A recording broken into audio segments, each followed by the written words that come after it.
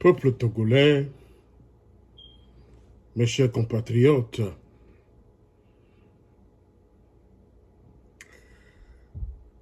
je salue tout le peuple togolais, du nord au sud, de l'est à l'ouest. Je salue tous les activistes politiques. Je salue tous les combattants de la liberté, tous ceux qui luttent pour que notre pays soit libre et soit indépendant. Mes chers compatriotes, vous suivez avec moi l'actualité politique de notre pays, le Togo. Et dans cette semaine, vous avez assisté à un mouvement de personnages politiques et de personnages qui luttent, je dirais, pour la libération de l'Afrique.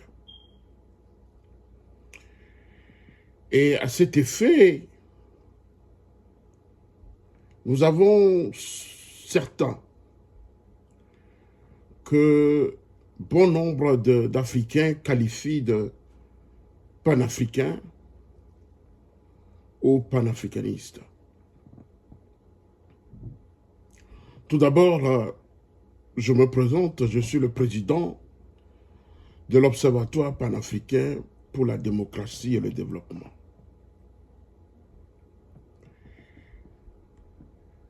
Aujourd'hui, ces mouvements que nous assistons dans notre pays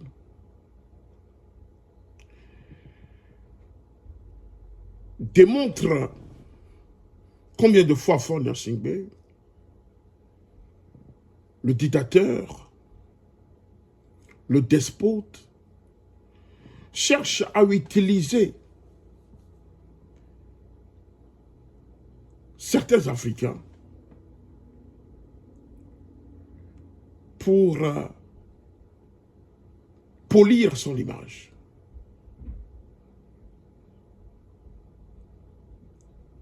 Et je nommerai, entre autres, Nathalie Yamb et Franklin Nyamsi, qui sont aujourd'hui les opérateurs du maquillage de la dictature de Faure Gnassingbé. Ces gens sont-elles ou bien sont-ils des panafricains? Nathalie Yamb et Franklin Nyamsi, je dirais que ce ne sont pas des panafricains révolutionnaires, mais des influenceurs de propagande. Je répète, Nathalie Yamb et Franklin Nyamsi, qui aujourd'hui visitent ou bien rencontrent le dictateur, le despote, ne sont pas des panafricains révolutionnaires, mais des influenceurs de propagande. Franklin Nyamsi et Nathalie Yamb collaborent avec Faure Gnassingbé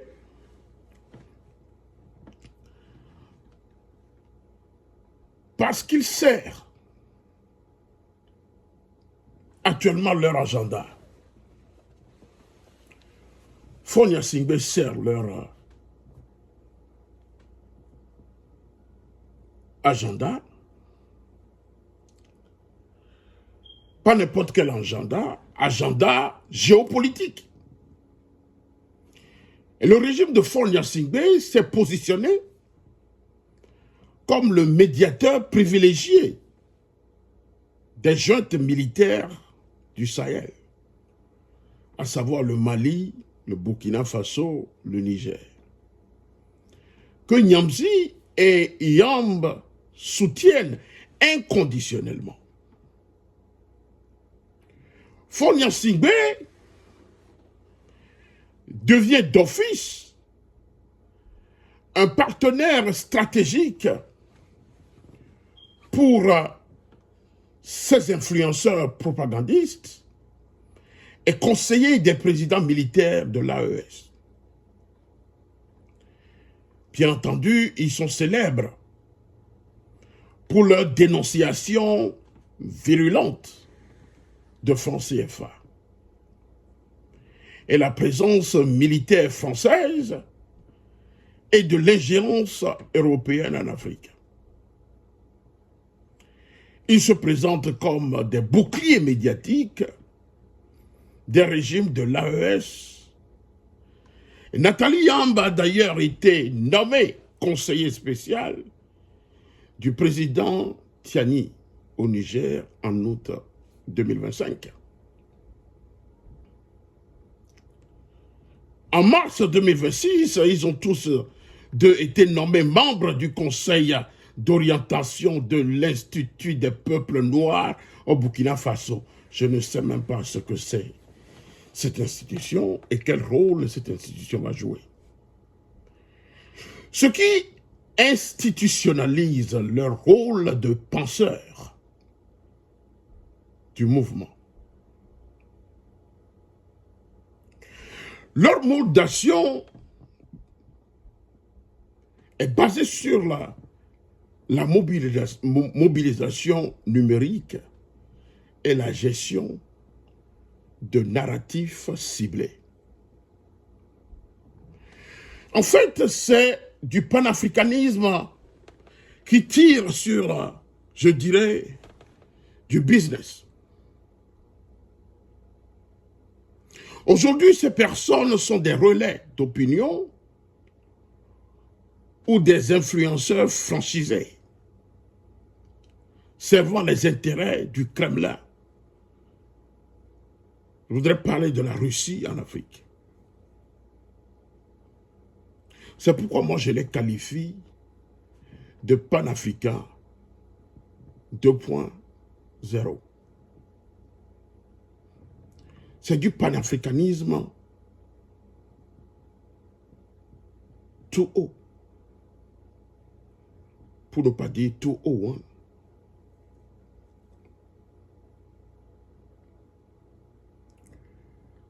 Ce sont des gens qui sont dans le business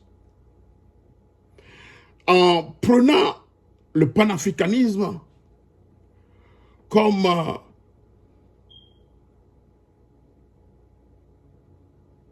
une force qui est décrétée depuis Kremlin dans le bureau de Vladimir Poutine. Donc ces deux personnes servent l'Alliance des États du Sahel, qui regroupe le Mali, le Burkina Faso, le Niger. Et je peux vous dire que leur idéologie est complexe. Elle se définit officiellement par un panafricanisme souverainiste, que je peux appeler, ou bien je peux qualifier de dérive autoritaire. Leur rapprochement aujourd'hui avec le dictateur et le despote Faure Gnassingbé démontre le panafricanisme dévoyé. C'est pourquoi je les qualifie d'influenceurs propagandistes, mais ce sont des influenceurs mercenaires qui ferment les yeux sur les dérives dictatoriales locales, tant que les dirigeants adoptent une posture diplomatique avec le Kremlin de Poutine. Ils sont des influenceurs au service d'une idéologie panafricaine. Et leur influence est politique et géopolitique, transformant le panafricanisme de Kwame Nkrumah et de Cabral en un outil de communication numérique très puissant. Il consiste à soutenir de nouvelles alliances mondiales.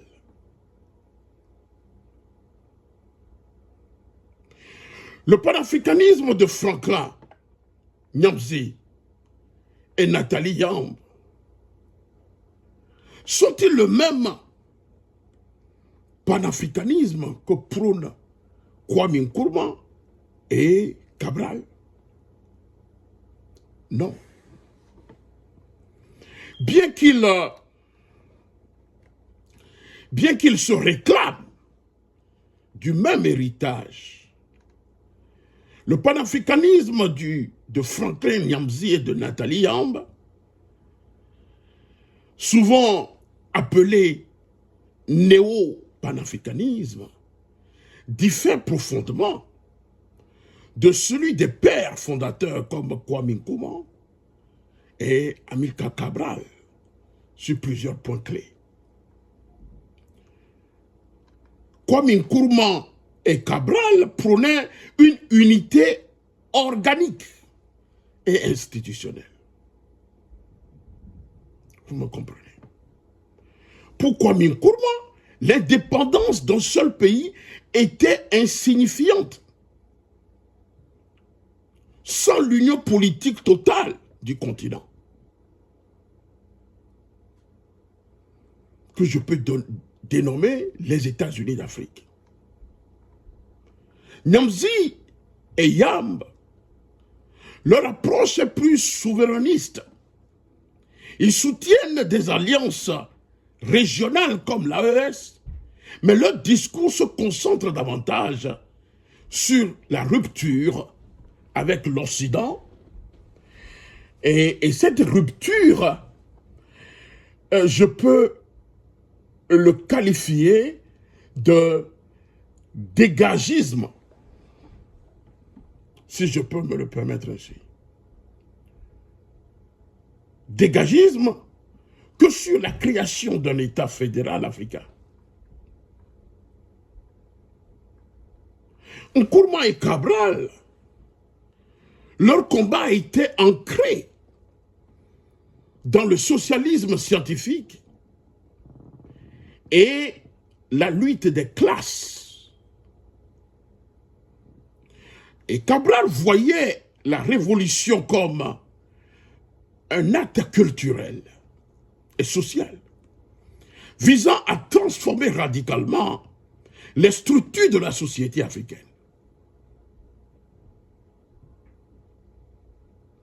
Nyamzi et Yamb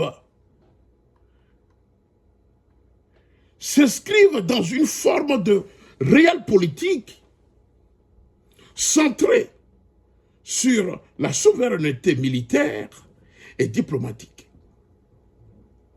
Leur priorité est le remplacement des partenaires occidentaux. Vous me comprenez? Qui diffèrent du panafricanisme que prône Kwame Nkrumah et Cabral. Donc leur priorité est le remplacement des partenaires occidentaux, notamment la France, et spécialement la France. Pas de nouvelle alliance comme la Russie, sans nécessairement proposer un modèle de société socialiste ou égalitaire. Vous me comprenez? Donc si les pères fondateurs cherchaient à construire une nation africaine unie, Le panafricanisme actuel de Nyamzi et Yamb ressemble davantage à une révolte identitaire et géopolitique visant à redéfinir les rapports de force mondiaux. Et ceci a pour but de légitimer des coups d'État comme mode de changement. Moi, je pense que cette lutte risque d'installer une culture de l'homme fort au détriment des institutions. Si les juntes n'obtiennent pas de résultats rapides sur le plan sécuritaire, le risque de nouveaux putsch ou de guerre civile vont s'inviter dans le jeu. Et c'est ce que je peux qualifier de l'instabilité chronique. Vous me comprenez? Ensuite, cette politique consiste à tronquer la France pour la Russie. Tronquer la France pour la Russie n'est pas de la souveraineté, mais une nouvelle dépendance. Peuple africain, mes chers compatriotes, c'est une nouvelle forme de dépendance. Puisqu'on tronque la France pour la Russie. On tronque une puissance pour une autre puissance. Donc le déploiement du groupe comme Africa Corps, S. Wagner, montre que la sécurité reste sous-traitée à des puissances étrangères. Donc ce n'est pas l'indépendance de l'Afrique que prônent ces deux personnages.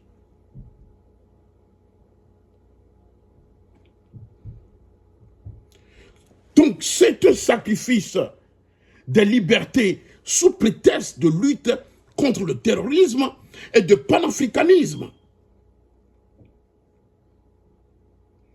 Les libertés de la presse et les oppositions sont muselées.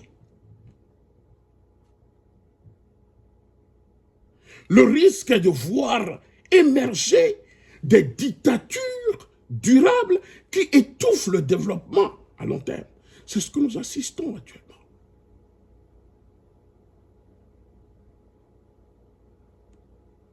Donc, c'est quel genre de panafricanisme?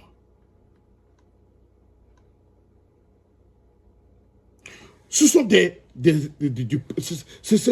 c'est une politique de panafricanisme de palais.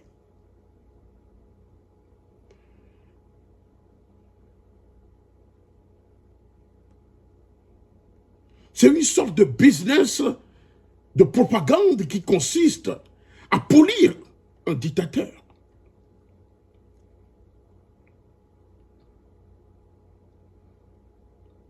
Moi, je pense que nous assistons aujourd'hui à une autre forme de panafricanisme qui consiste à établir un système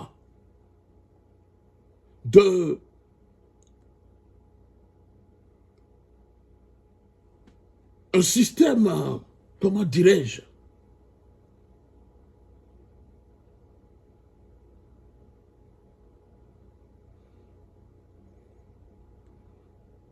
un système qui ne veut pas rompre avec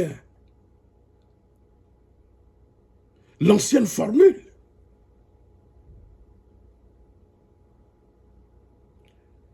Sinon, de quel changement parle-t-on ici? Et pour que ce changement soit bénéfique, il devait passer du discours de rupture à la construction économique si l'AES réussit à stabiliser le Sahel et à créer de la richesse dans l'Occident. sans l'Occident plutôt. Ils auront prouvé leur modèle.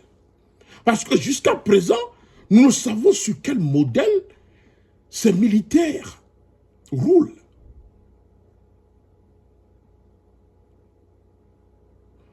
Parce qu'aujourd'hui, ce sont des militaires qui s'enlisent dans la guerre et la répression.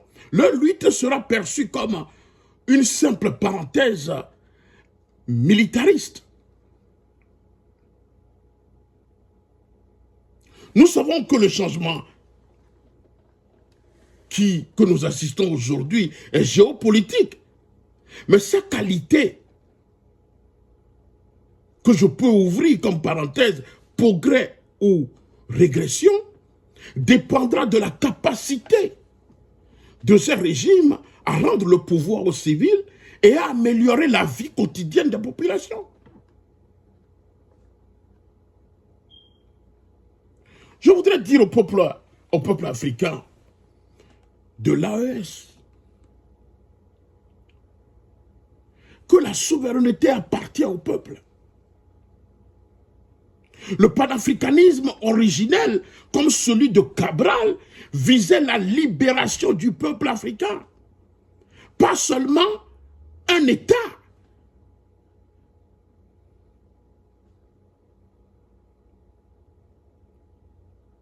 Et je puis vous dire qu'un peuple muselé n'est pas vraiment souverain.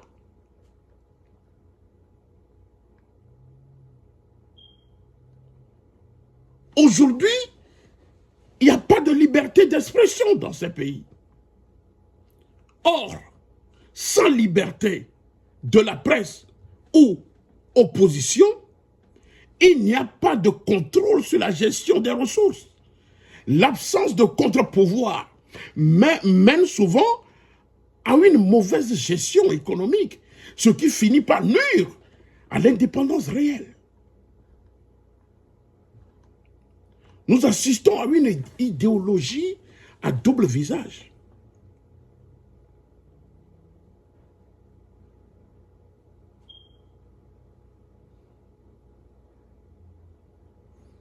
Et le premier volet, je peux dire que l'AES prône une rupture totale avec, bien entendu, l'influence néocoloniale, notamment française, et une coopération sud-sud renforcée.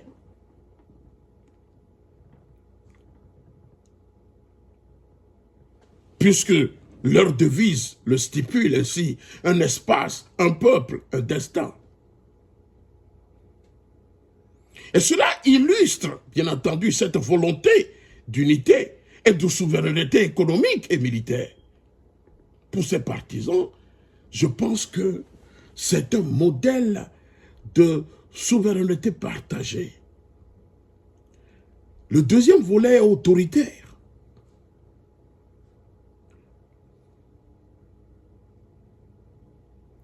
Les régimes au pouvoir que nous assistons à l'AES sont issus de coups d'État militaires. Et ils ont suspendu plusieurs mécanismes démocratiques. Liberté de la presse, pluralisme politique. Et certains observateurs comme moi parlent du panafricanisme kaki et du nationalisme autoritaire, où la lutte contre le terrorisme justifie une concentration du pouvoir, mesdames et messieurs. Si Faure Gnassingbé aujourd'hui cherche à polir son image, il s'invite aussi dans la danse, parce qu'aujourd'hui, je puis vous dire que les partis politiques sont inexistants au Togo. Les partis politiques sont inexistants au Togo. Parce que ce régime, je puis dire qu'il a même déjà dissous officieusement les partis politiques au Togo.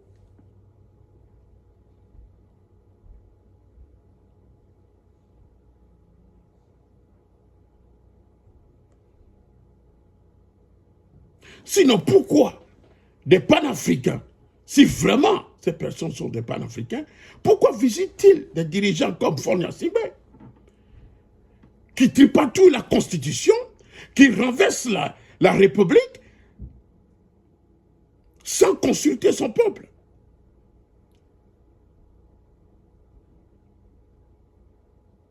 Un système qui renverse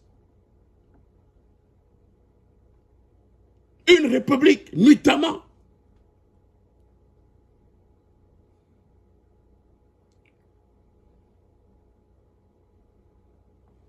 Sans que le peuple le soit consulté.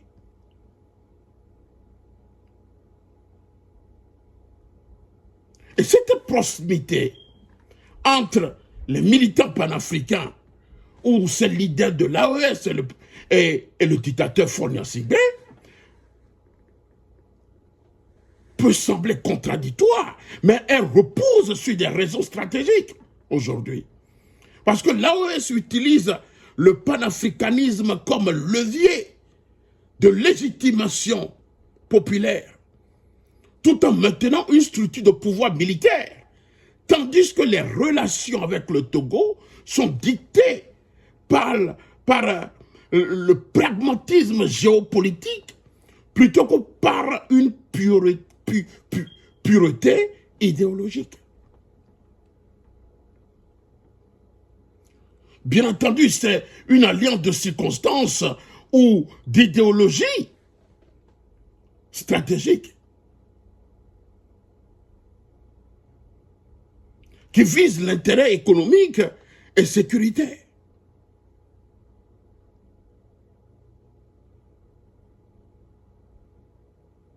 Alors que l'AES remplace la démocratie libérale par un autoritarisme nationaliste assumé.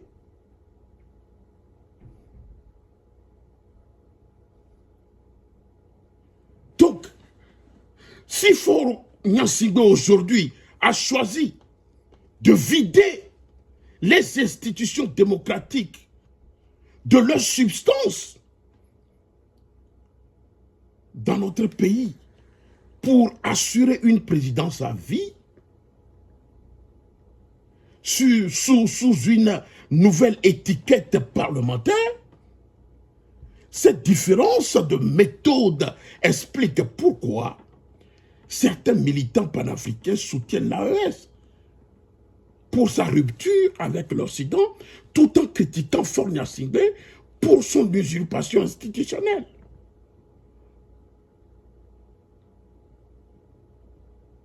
Donc nous assistons à une sorte de... C'est en fait du paradoxe.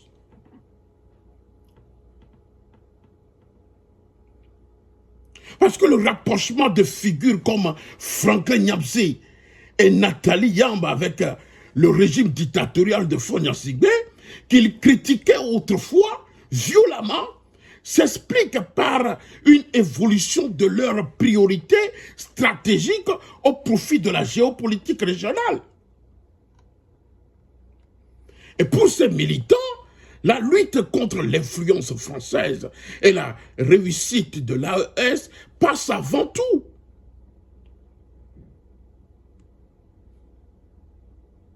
la critique de la gouvernance interne du Togo. Ça ne les regarde pas. Parce que Faure Gnassingbé est devenu un allié objectif. Car il promet là à l'AES de respirer économiquement et diplomatiquement. Ensuite,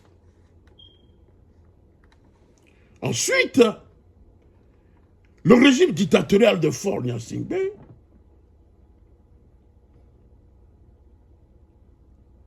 a récemment opéré un rapprochement significatif avec Moscou, notamment par la signature d'accords de coopération militaire en octobre 2025. Ce virage vers l'Est valide l'idéal de de diversification des partenaires prônés par Franck Nyamsi et Nathalie Yamp. Donc, en évitant ces influenceurs, Faure Gnassingbé s'achète une image de doyen panafricain auprès de la jeunesse africaine. En retour, ces derniers accèdent à une plateforme diplomatique officielle.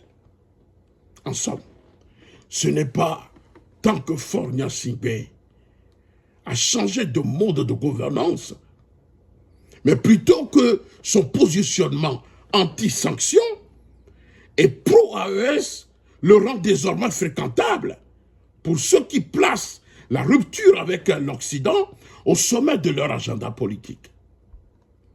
Donc la stratégie de Faure Gnassingbé est un mélange complexe des deux, que de nombreux analystes qualifient, ainsi que moi, de panafricanisme de réel politique.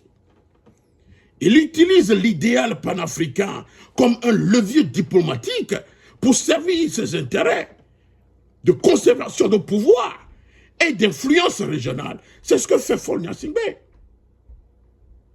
C'est ça la politique de Faure Gnassingbé. Son panafricanisme est un panafricanisme d'État. Vous me comprenez? Il est mis au service de la souveraineté nationale et de la stabilité du régime, loin de la vision révolutionnaire.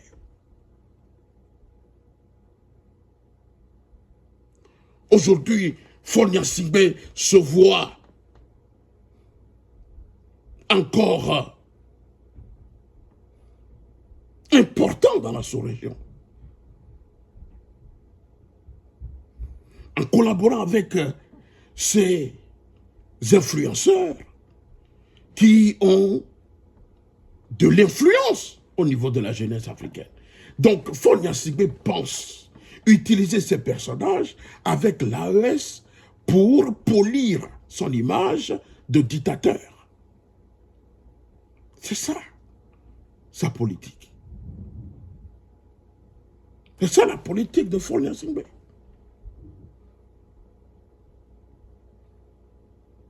Il revient aujourd'hui à nous,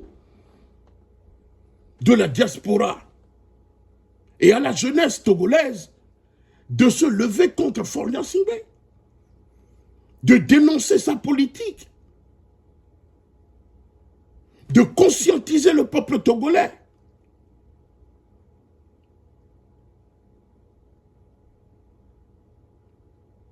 Pour lui faire comprendre que Faure Gnassingbé cherche à polir son image et cherche à se donner quelques importances au niveau international en tant que médiateur de la politique internationale, entre la politique internationale et l'AES. Bon, donc voilà la politique que joue Faure Gnassingbé.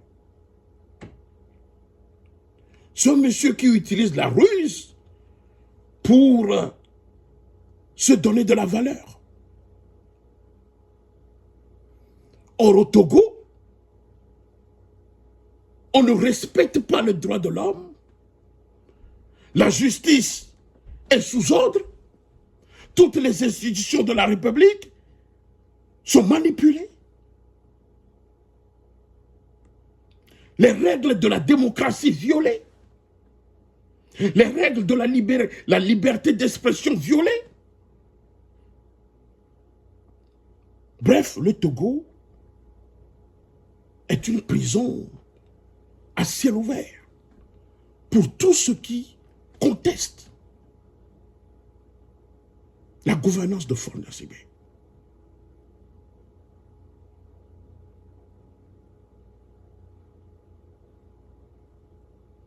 Il revient au peuple togolais d'agir et de faire tout chasser Faure Gnassingbé à la tête de notre pays. Parce que Faure Gnassingbé ne peut plus rien démontrer au peuple togolais. Nous avons assisté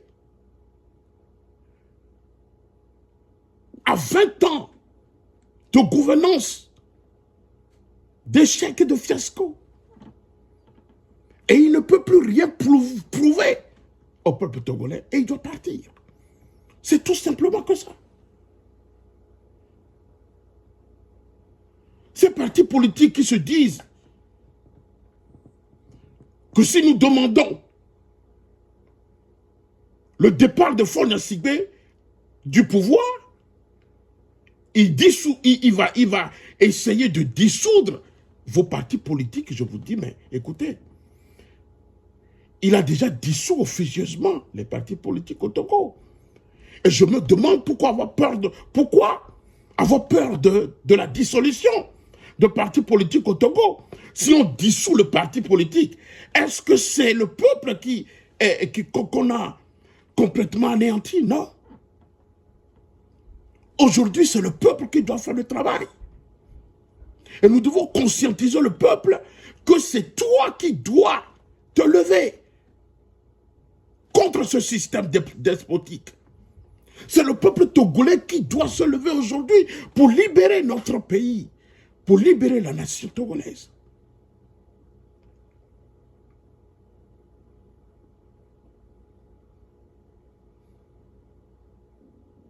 C'est ça la vérité.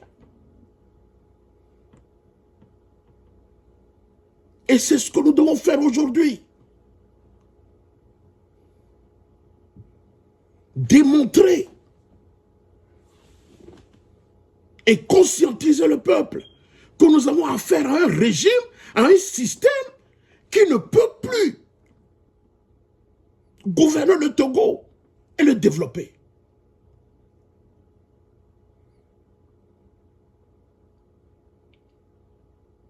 Seule la révolution populaire peut faire dégager ce système ou l'armée, c'est tout.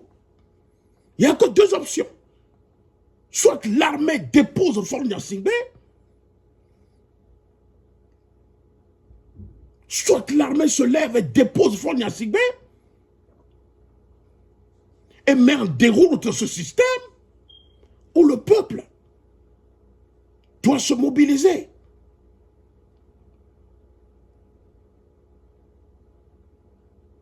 Pour chasser ces criminels à la tête de notre pays.